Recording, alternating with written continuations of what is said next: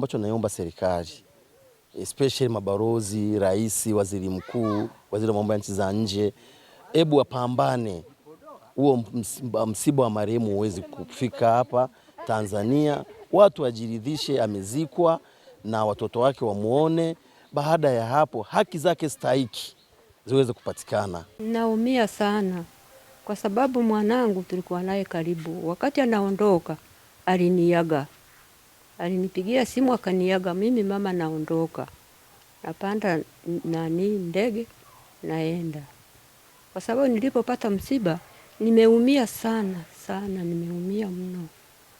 Uniasiri sana sana sana sana kabisa. Humu kuna kitu humu nasikitika. Na nini Mungu akumenifanya mimi ndio ningekwenda. Sasa bado tena umeniacha. Nimesikitika sana rafiki yangu.